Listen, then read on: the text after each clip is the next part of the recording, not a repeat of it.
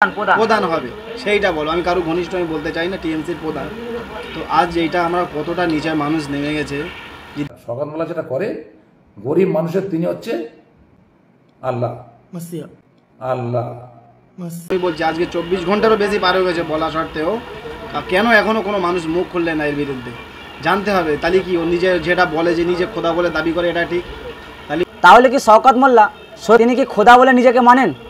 যেভাবে আব্বাস সিদ্দিকী সাহেব ভাঙড় বিধানসভাতে এসে যখনই বলেছিলেন শওকত মোল্লা জাহান্নামের কুত্তা, তখন কিন্তু একাধিক আলেম মুফতি মৌলভী সাহেবরা তারা কিন্তু মুখ খুলেছিল।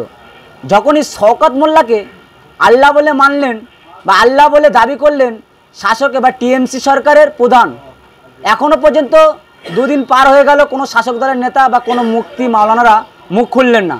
তাহলে কি সত্যি শওকত মোল্লাকে আল্লাহ বলে মানা হচ্ছে বা শওকত মোল্লাকে তিনি কি আল্লাহ বলে নিজেকে দাবি করছেন? এবং এই মুহূর্তে আমার পাশে বসে আছেন আইএসএফের ডাপোনেতা কারিমুল ইসলাম, এবং তিনি কি বার্তা জানাচ্ছেন এবং ভাঙড় বিধানসভাতে যেভাবে শওকত মোল্লা বুথ স্তরে গিয়ে আসছেন, যেন যেখানে যাচ্ছেন কারিমুল ইসলাম এবং তাদের কেন্দ্র থেকে রাজ্য শাসক দলের নেতাদেরকে নিয়ে সেই বুথ স্তরে এসে নেমে পড়ছেন। তাহলে কি ভাঙড় বিধানসভাতে শাসক দলের পায়ের তলায় মাটি সরতে চলেছে? কি জানাচ্ছেন আমাদের ক্যামেরার মুখোমুখি? দেখতে থাকুন বিস্তারিত খবর আইএসএফ বাংলার পর্দায়। বাংলার জমিনে ভাঙড় একটাই জায়গা, সেখানে আমরা 2021 সালে ভাঙড়কে আইএসএফে জিতেছিলাম, নওশাদ সিদ্দিকী ভাইজানকে উপহার দিয়েছিলাম। তো সেটা বলার রাখে না যে আইএসএফ আছে কি না আছে, সময় কথা হবে, কে কি বললো আমাদের কিছু যায় আসে না। সময় 2026-এর কথা হবে যে আইএসএফ আছে কি না আছে, দেখা হবে। এবং বারংবার দেখা যায় আইএসএফ নেতাকর্মীরা যেভাবে গ্রেপ্তার হচ্ছে, গ্রেপ্তার হওয়ার পরে যখন মালা দেওয়া হচ্ছে শাসক দলের নেতারা বলছে যে ওদেরকে জেল থেকে ফেরার সময় মালা গলায় দেওয়া হচ্ছে। বিষয়টা কি, কিসের জন্য? ওদের আর আমাদের মধ্যে এটাই তো পার্থক্য। আমরা যখন জেল খাটি তখন মালা করে বাড়াই, আর ওরা মারা গেলে মিষ্টি বিতরণ হয়। এবার ওরাই ব্যাখ্যা করলে কী কারণ মারা গেলে, ওরা মারা গেলে লোক মিষ্টি বিতরণ করে। কিন্তু দেখবে টোটাল এতে এরিয়ায় আর মিষ্টির দোকানে মিষ্টি খুঁজে পাওয়া যায় না। আবার অনেক জায়গায় বাতাসা বিলি করে, মেনে রাখে লোক যে ও যদি মারা যায় আমি 1 বস্তা বাতাসা বিলি করবো, কি ওর ওজনে আমি বাতাসা বিলি করবো, মিষ্টি বিলি করবো।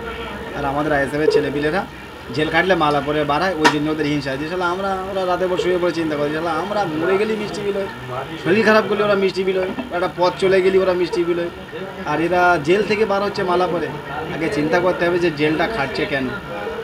আজ তোমরা পশ্চিমবাংলা বা জমিনে যেভাবে মিথ্যা অরাজকতা শুরু করে, তার থেকেও দৃষ্টান্তমূলক হলো ভাঙড়।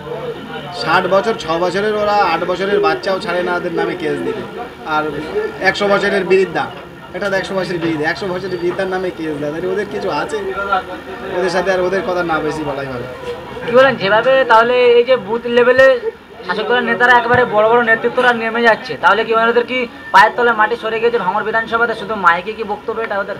পুজোটা মিটতে দাও, যেরকম বুথে বুথে আনা করাচ্ছি তার থেকেও আরও খারাপ জায়গায় ওদের আনা করাবো।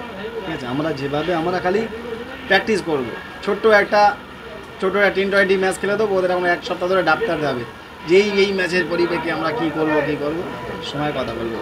যেভাবে শাসক দলের নেতারা একেবারে কেউ কখনো ভগবান বলে দাবি করছে, কখনো আল্লাহ বলে দাবি করছে শাসক দলের নেতারা, এবং শওকত ঘনিষ্ঠ এক টিএমসি নেতা শওকতকে বলছে তিনি হচ্ছে গরিবের আল্লাহ। কি বলবেন? এটা তো একটা মারাত্মক অভিযোগ বা মারাত্মক। শওকত ঘনিষ্ঠ পরে কথা, সেই তুমি শওকত ঘনিষ্ঠ বলবে, তুমি তার কন্ডেম করবে, বলবে ও আমার ঘনিষ্ঠ না। ওই জন্য টিএমসির যত সম্ভব কোনো পদে আছে কিংবা অত প্রধান হবে সেইটা বলো। আমি কারো ঘনিষ্ঠ আমি বলতে চাই না, টিএমসির প্রধান।